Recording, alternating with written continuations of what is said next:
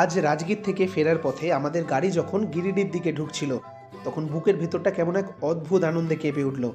সামনে অপেক্ষা করছে উসরি জলপ্রপাত। ছোটবেলা থেকে যার নাম শুনলেই চোখের সামনে ভেসে উঠত একটাই মানুষ, প্রফেসর শঙ্কু। শৈশবের বইয়ের পাতায় পড়া সেই বিজ্ঞানী, সেই রহস্যময় ডায়েরি, সেই অজানা আবিষ্কার, সব কিছুর সঙ্গে যেন এই উসরি ফলস জড়িয়ে আছে।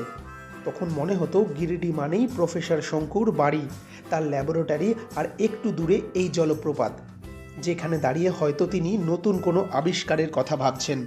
প্রফেসর শঙ্কু মানে ত্রিলোকেশ্বর শঙ্কু, এক অসাধারণ কিন্তু কাল্পনিক বিজ্ঞানী, আর তাকে সৃষ্টি করেছিলেন আমাদের প্রিয় লেখক সত্যজিৎ রায়।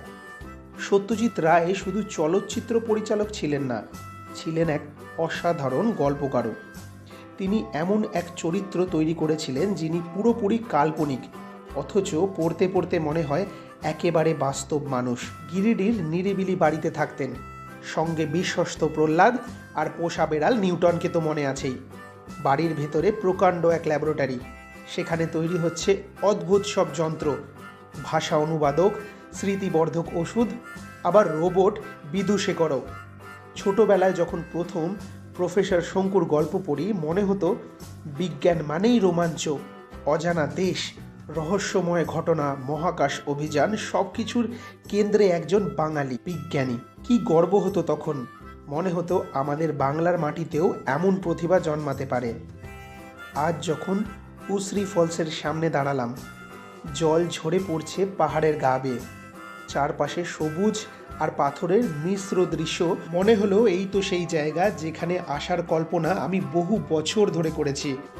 উসরি ফল, এই জলপ্রপাত শুধু একটা প্রাকৃতিক সৌন্দর্যের স্থান নয়, আমার কাছে এটা শৈশবের স্বপ্নের অংশ। হয়তো শঙ্কুর কোনো গল্পে সরাসরি এই জায়গার বড় ঘটনা ঘটেনি, তবুও গিরিডি মানেই উসরি ফলস, আর উসরি মানেই শঙ্কু। সত্যজিৎ রায় যখন শঙ্কুকে সৃষ্টি করেছিলেন তখন তিনি শুধু একজন বিজ্ঞানী চরিত্র তৈরি করেননি, করেছিলেন কৌতূহলের এক জগৎ। শঙ্কুর ডায়েরি পড়তে পড়তে আমরা শিখেছি প্রশ্ন করতে, ভাবতে, অজানাকে জানতে চাইতে।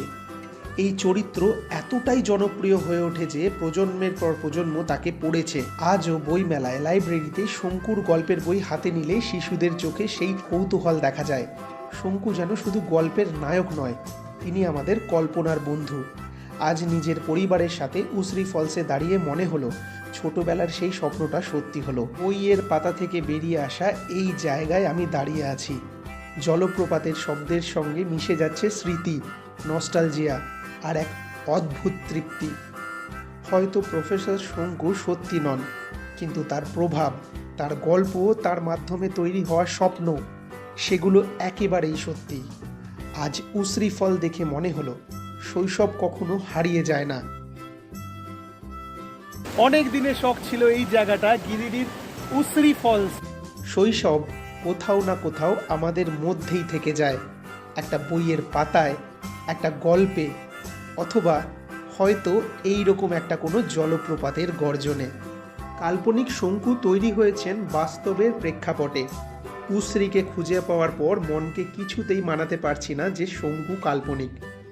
এই ফিলিংসটাই হয়তো বুঝিয়ে দিল আমাদের শৈশবের কখনো অবসান হয় না, থেকে যায় মনের এক কোণে, আর জেগে ওঠে এই রকম স্থানে।